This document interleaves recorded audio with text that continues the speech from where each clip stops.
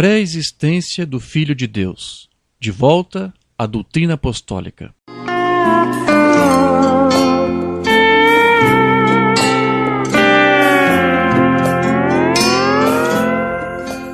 Capítulo 14.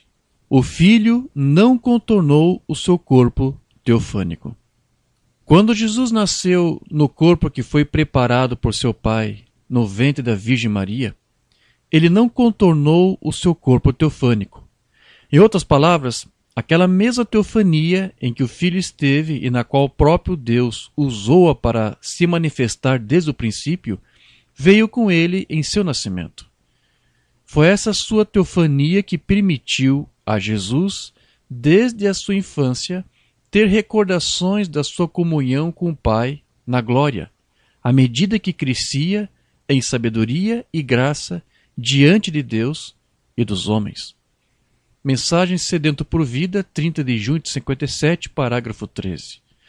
Agora, quando Deus estava na teofania, que era Cristo na formação, depois essa teofania se tornou carne e habitou entre nós.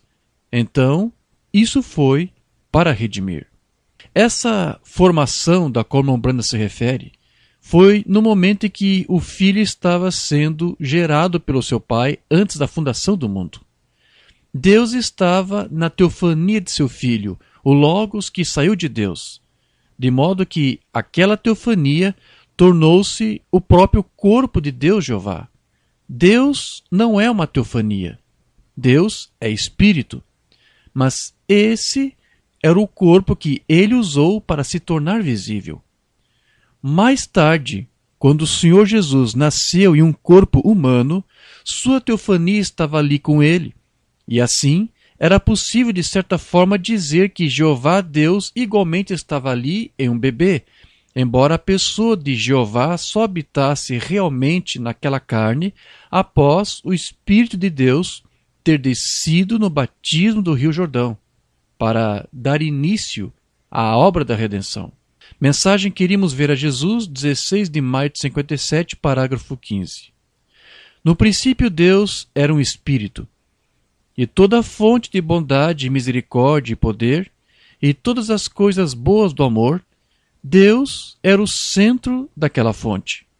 E então, o Logos que saiu de Deus, no princípio, se tornou o que chamaríamos de uma teofania, ou um corpo sobrenatural.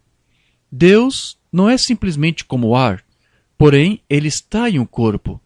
Moisés o viu passar e disse que se parecia como as costas de um homem, e assim por diante. E depois, aquela mesma teofania se fez carne e habitou entre nós. E o contemplamos, o Filho unigênito do Pai, Cristo. Jesus já era o Filho unigênito antes de seu nascimento físico. O que o Irmão Branda está dizendo é que esse Filho unigênito agora se encarna com sua teofania em um corpo físico por meio de um nascimento. Diferente de antes, agora nesse corpo com o sangue criativo, Jesus, ou mesmo Deus por representação, podia morrer. Mensagem Hebreus, capítulo 4, de 1º de setembro de 57, parágrafos 132 a 133. Como tivemos isso na outra noite, Deus, no princípio, era Espírito, e então de Deus saiu o Logos, ou a teofania, que era uma forma de um homem, chamado o Filho de Deus, prefigurado. Isso porque o Filho ainda não havia nascido em carne. Antes, o Filho de Deus apenas se manifestou em sua teofania ou em corpos criados momentaneamente. Ele veio na terra em um corpo de carne, antes mesmo que ele viesse em Jesus Cristo. Agora, engula isso de uma vez, irmão. Eu vou provar isso a você. Quando Moisés o viu, ele disse: "Deixe-me ver sua forma, Senhor." E Deus escondeu-o na rocha. E quando ele passou, ele disse: "Era a parte detrás de um homem." Isso era aquela teofania. É exatamente isso. Depois, aquela teofania teve de ser feito carne. Não outra pessoa, mas a mesma pessoa teve de se tornar carne para tirar o ferrão da morte. Mensagem Hebreus capítulo 1, de 21 de agosto de 57, parágrafo 130. Moisés viu quando passou através pela rocha. Ele olhou para isso e disse: parecia a parte de trás de um homem. É o mesmo tipo de corpo que recebemos quando morremos aqui. Se este tabernáculo terrestre se desfizer, temos um já esperando. Era isso. E isso era a teofania, que era o Filho de Deus. Esse Filho, esse Logos, se tornou carne, porque fomos colocados em carne. E a teofania, o Logos, se tornou carne, aqui entre nós.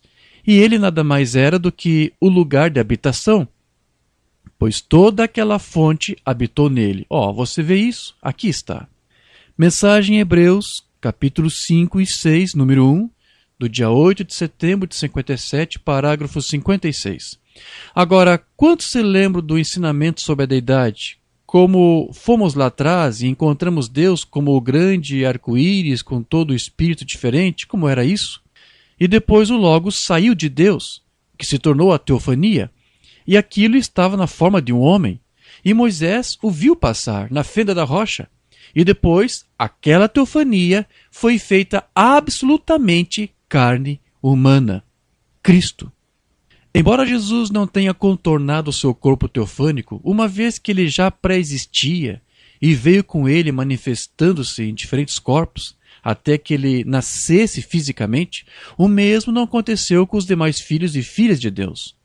Não obstante o irmão Branham crer na pré-existência do Filho de Deus, ele não cria na pré-existência de almas que pudessem se encarnar e depois se desencarnar para mais à tarde voltar a se encarnar outra vez.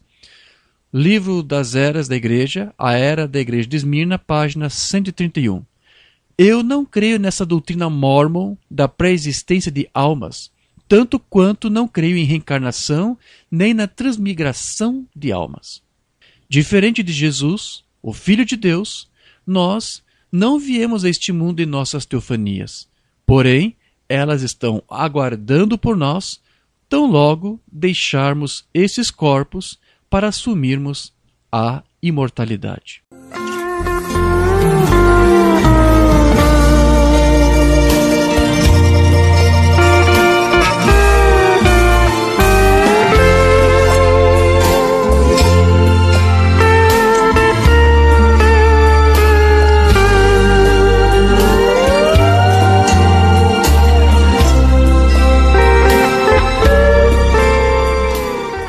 Capítulo 15.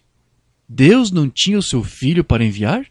Como já vimos, quando Deus enviou o seu Filho, este veio em seu corpo teofânico, que era também o próprio corpo de Deus Jeová.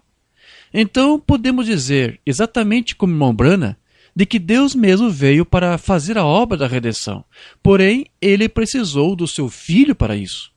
E o irmão Branham nunca negou que Deus o enviou até nós, pois a sua doutrina nos ensina de que foi necessário que o Pai enviasse o seu Filho desde os céus para que Deus estivesse velado em uma máscara a fim de assumir o papel de um parente redentor.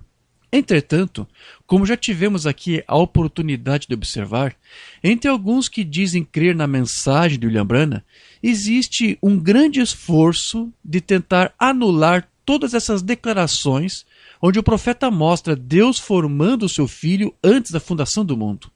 Uma das razões da descrença destes é porque eles alegam que tal ensino criaria uma suposta contradição com uma outra declaração que ele ao mesmo tempo fazia, de que Deus mesmo veio porque ele não tinha uma outra pessoa ou um filho para enviar. Porém, o que eles não conseguem explicar é sobre como seria possível haver uma contradição se o irmão Branham fez ambas as afirmações simultaneamente ao longo de todo o seu ministério. Ao mesmo tempo em que ele ensinava que o Filho pré-existiu com seu Pai antes da fundação do mundo, não como um simples ofício de Deus, mas como um ser real, também dizia que Deus seria injusto se enviasse outra pessoa que não fosse ele mesmo. Como sustentar a hipótese de uma suposta contradição de ensino frente a isto? O irmão Branham não concordava com a doutrina trinitária que dividia Deus em três pessoas coeternas e diferentes uma da outra. Ele entendia que o Deus que fez o plano da redenção antes da fundação do mundo teria que ser o mesmo que se fez carne sobre a terra para depois cumpri-lo. Mensagem Adoção número 2, do dia 18 de maio de 60, parágrafo 85. Agora, vocês irmãos trinitarianos, eu não estou querendo feri-los, mas como em nome da boa palavra de Deus, você alguma vez poderia colocar Jesus sendo uma pessoa separada do próprio Deus? Se Jesus pudesse tornar outra pessoa e fazê-la ir e morrer para redimir essa pessoa aqui, ele seria um ser injusto? Há somente uma maneira que Deus poderia fazer isso, que seria tomar o lugar ele próprio. E Deus se fez carne para que ele pudesse provar as dores da morte, para tirar o ferrão e a morte longe de nós, para que possamos ser redimidos por si próprio. É por essa razão que ele será tão adorado.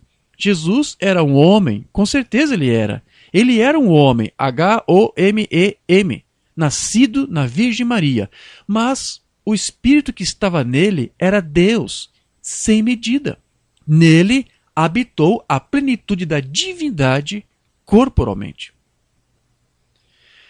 Aqui o irmão Branham está repreendendo a doutrina trinitária que faz de Jesus a segunda pessoa de um Deus dividido em três. No entendimento do irmão Branham, os atributos de Pai, Filho e Espírito Santo estavam todos sem medida e em plenitude naquele mesmo corpo chamado Jesus Cristo. Portanto, não seria justo Deus ter enviado uma outra pessoa qualquer, ou mesmo anjo, para fazer a obra da redenção, ou muito menos uma outra suposta pessoa da deidade diferente dele, porque isso simplesmente não existe. Era necessário que Deus mesmo estivesse naquele corpo.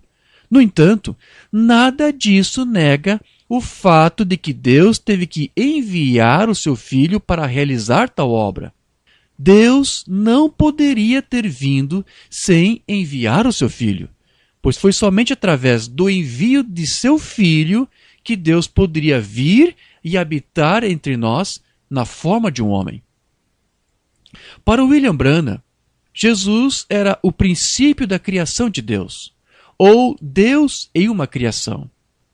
Se antes da fundação do mundo o Filho estava na forma de Deus, agora sobre a terra era a vez de Deus mesmo estar em morfe em seu Filho, usando-o como sua máscara. O Filho não veio só. Deus mesmo veio para fazer a obra da redenção, pois o Filho nada poderia fazer a menos que o seu Pai estivesse nele para fazer. Aqui ele disse, Jesus era um homem, referindo-se ao seu Filho, o mesmo que estava com Deus antes da fundação do mundo e que agora estava ali em carne humana. Porém, ele também disse, mas o Espírito que estava nele era Deus sem medida. E isso fazia do Filho e Deus a mesma pessoa, embora houvesse dois ali o tempo todo. Como são necessários ao menos dois para se formar uma unidade, quando Deus veio seu Filho sobre a terra, a fim de formar uma unidade perfeita entre ele e Jesus Cristo, o irmão Branham ensinava que o Pai e o Filho passavam a atuar como um só ser e uma só pessoa, embora fossem dois. Mensagem à Cortina do Tempo, do dia 2 de março de 55, parágrafos 22 a 23. Eles não conseguiam entendê-lo. Ele era um mistério, até mesmo para os apóstolos. Ninguém podia entendê-lo, porque havia duas pessoas falando o tempo todo. A pessoa Jesus Cristo estava falando, ou seja, o Filho de Deus, não um ofício, mas uma pessoa e um ser real. A pessoa Jesus Cristo estava falando e Deus estava falando nele também. Era Deus falando e não um ofício chamado Deus, embora Deus estivesse ali no seu ofício de Filho. Às vezes era o próprio Cristo, às vezes era o Pai que habitava nele. Vê isso? Eles não conseguiam entender algumas coisas que ele dizia. Ele falava em enigmas para eles. Portanto, o que o irmão Branham dizia com essa sua afirmação é de que Deus não tinha uma outra pessoa da divindade ou de si mesmo para enviar, como querem os trinitários, pois não há duas ou mais pessoas na divindade. E tampouco poderia Deus enviar uma outra pessoa comum ou qualquer, ou mesmo um anjo. Era necessário que Deus mesmo viesse. Porém, a maneira que ele escolheu vir foi enviando o seu Filho unigênito. Um fato não nega outro. Livro das Eras da Igreja, A Revelação de Jesus Cristo, página 22. Quer um tipo do Velho Testamento? Vamos voltar ao Jardim do Éden. Quando chegaram as primeiras notícias na glória de que o filho Adão tinha se perdido, enviou Deus um anjo? Enviou ele um filho? Enviou ele um outro semelhante a nós? Não. Ele próprio veio para redimir aquele filho perdido. Aleluia! Deus não confiou seu plano de salvação a outro, ele confiou unicamente a si mesmo. Deus se fez carne e habitou entre nós e nos redimiu para si mesmo. Somos salvos pelo sangue de Deus. O Deus eterno habitou em um corpo mortal a fim de tirar o pecado. Ele tornou-se o Cordeiro a fim de derramar o seu sangue e entrar dentro do véu com ele. Mensagem O Quinto Selo, 22 de março de 63, parágrafo 460. Foi por isso que Deus teve de se tornar homem. Ele não podia tomar um substituto, um filho que não fosse apenas um filho comum para ele ou algo assim. Deus se tornou ambos. Jesus se tornou tanto filho quanto Deus. A única maneira que ele podia justamente fazê-lo. Deus teve de receber a punição, ele próprio. Não teria sido justo colocá-la sobre outra pessoa. Deste modo, a pessoa de Jesus era Deus, manifestado na carne, chamado Emanuel. Qualquer leitor ou estudante sincero saberá que toda vez que o irmão Branham falava em filho, estava se referindo a uma criança inocente ou um jovem. Aqui o irmão Branham está sendo muito bem claro ao dizer que Deus não poderia assumir ou enviar para nós um filho seu qualquer ou uma pessoa comum. Isso não seria justo e de nada serviria, porque, por mais santos e justos que sejam, todos são nascidos em pecado. Como sabemos, seria necessário que o seu filho, nascido sem pecado, cumprisse a obra da redenção. Jesus não é um filho comum, ele é o unigênito de Deus. O irmão Branham não está com essas palavras negando que Deus enviou o seu filho. Quando Deus habitou no filho que ele enviou, este filho se tornou Deus em plenitude. Mensagem Suprassinal, 27 de dezembro de 59, parágrafos 76 a 77. Observe a Deus em suas maneiras de operar. Quando ele criou os céus e a terra, ele ajuntou os anjos, e ele disse, façamos. Cada lugar na Escritura onde ele fez qualquer coisa, na maioria das vezes, não eu, mas meu Pai. Mas quando isso chegou ao plano da redenção, ele veio só. Ninguém estava com ele. Ele era o único que podia vir. Um anjo não podia fazer isto. Outro homem chamado de seu filho, ou seja, um homem ou um filho qualquer nascido em pecado, não podia fazer isto. Outro chamado de outra coisa, uma virgem santa, uma mãe santa ou algum santo, não podia fazer isto. Deus tinha que vir. Mais uma vez, o irmão Branham está nos dizendo que Deus não poderia enviar ninguém que compartilhasse de uma mesma natureza pecaminosa ou que se dissesse ser um filho de Deus, por mais santo e justo que alguém pensasse que essa pessoa pudesse ser. Mas, mais uma vez, não vemos aqui o irmão Branham negando que Deus enviou o seu Filho Jesus. Mensagem Conferência com Deus, 20 de dezembro de 59, parágrafos 106 a 107. Mas houve uma conferência feita no céu, o que este plano da redenção seria. E foi decidido por Deus que ele se tornaria um homem, que ele descesse e tomasse para si próprio a maldição sobre si. Não seria justo ele enviar um anjo. Não seria justo ele enviar qualquer outra pessoa. Mesmo se ele tivesse um menino, não seria justo para ele enviar o seu menino. Não seria justo eu fazer Joseph sofrer pelas coisas do meu julgamento. Eu não seria justo ao fazer assim. Se eu pronuncio o meu julgamento e quero redimi-lo, a única coisa que posso fazer é sofrer por isto eu mesmo. Nesse sermão, a palavra que o Mombrana usou no original inglês foi boy, que quer dizer menino, garoto, rapaz, moço. Entretanto, como a Gravações da Voz de Deus decidiu traduzi-la por filho, que não seria exatamente uma tradução adequada, isso fez com que muitos acabassem interpretando que o Mombrana estivesse negando que Deus possuía o seu filho unigênito para enviar, quando na verdade o que ele disse, assim como já verificamos nos outros sermões, é de que Deus não poderia ter enviado uma pessoa comum, mesmo que fosse um jovem ou uma criança que se alegasse ser pura e inocente, como Mombrana acabou citando o seu menino Joseph, pois todos, na verdade, são nascidos em pecado e carecem da glória de Deus. Isso apenas mostra que, nas ocasiões em que ele menciona um filho comum, ele estava se referindo ao menino, um jovem, mas em momento algum ele estava negando que Deus enviou o seu filho. Usar essas expressões do profeta para negar a pré-existência do Filho de Deus demonstra que não é à toa que eles não conseguem resolver uma equação, pois sequer conhecem o abecedário. Esse plano da redenção, ao qual o irmão Branham se referia, já havia sido estabelecido desde antes da fundação do mundo, quando Deus matou o seu cordeiro em sua mente. Este plano era dele e somente ele poderia cumpri-lo. Ninguém deveria fazê-lo em seu lugar. Portanto, a única maneira possível para isto acontecer seria de Deus mesmo vir em seu Filho. Ele planejou em sua mente enviar o seu Filho.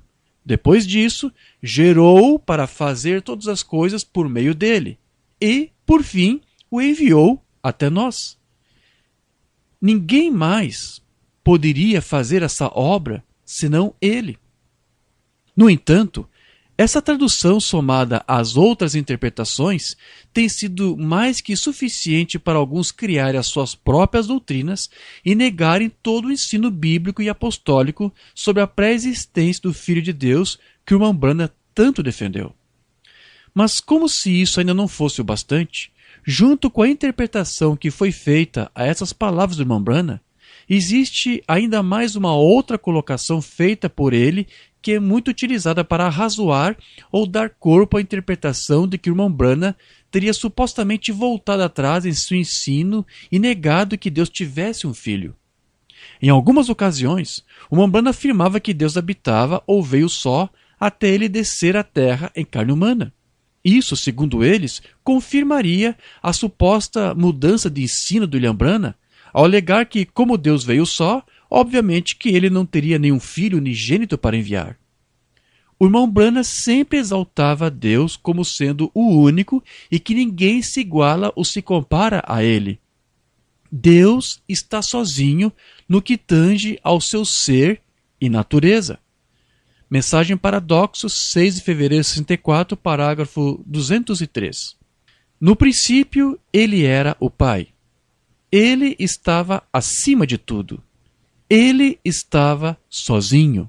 Ele habitava sozinho. Elohim. Mensagem de Jeová Jiré, número 2, 3 de abril de 64, parágrafo 191. Observe após a aparição neste nome de Deus Todo-Poderoso. E foi revelado a ele que ele era o Todo-Suficiente. Ele não tinha auxiliares. Ele não precisava de nenhum, de quaisquer secretários. Ele estava sozinho. Deus. Ele era Deus sozinho.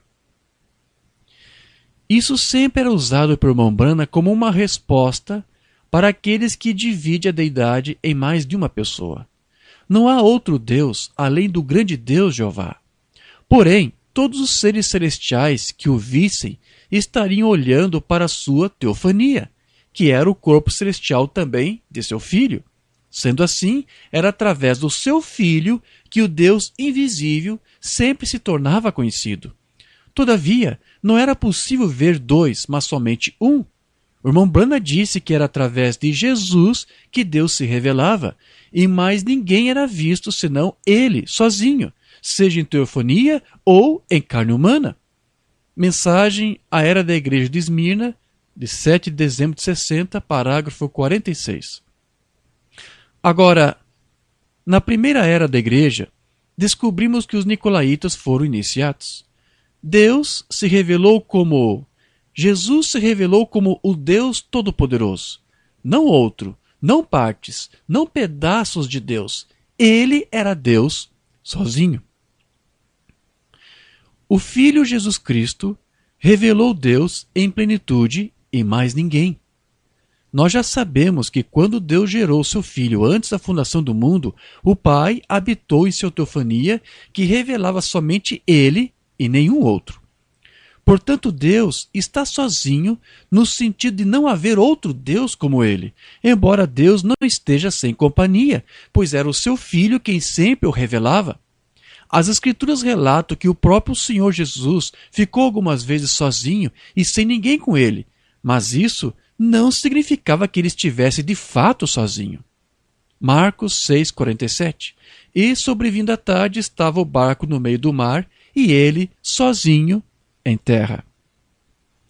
Será mesmo que Jesus estava realmente sozinho? Jesus disse que o Pai que lhe enviou estava sempre com ele. Portanto, ele não poderia estar de fato sozinho ali naquele lugar. João 8,29. E aquele que me enviou está comigo.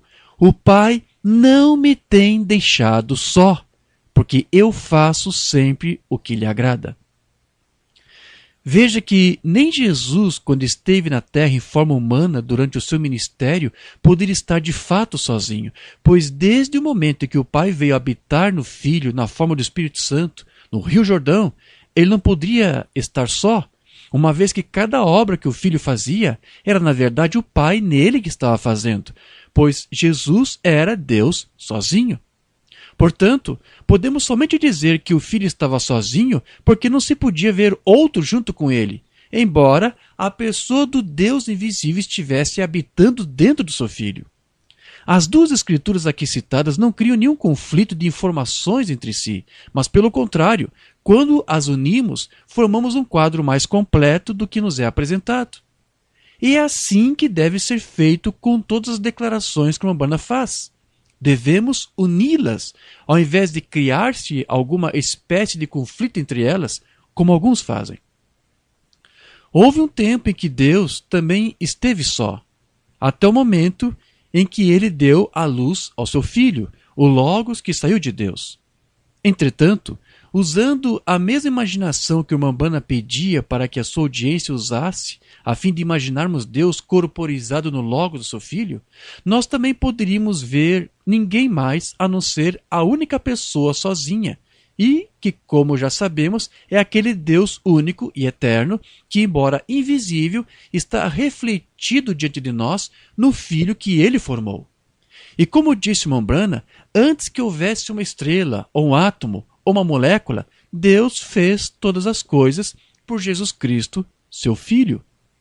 Isso prova que Deus não estava realmente só nessa ocasião, mas ele estava em seu Filho.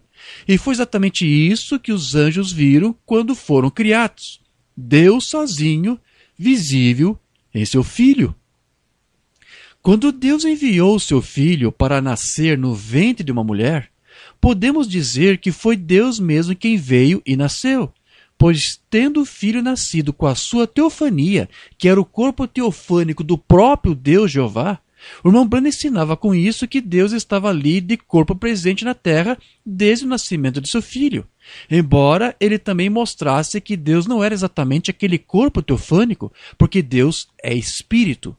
O próprio Deus em pessoa só se manifestou sobre a terra no corpo de seu Filho em plenitude quando o Espírito Santo batizou Jesus no Rio Jordão. Agora, não havia ali apenas uma teofania encarnada, ou mesmo partes ou pedaços de um Deus, mas todo Deus sozinho. Portanto, Deus veio por intermédio de seu Filho. Livro das Eras da Igreja, a Era da Igreja de Esmirna, página 116.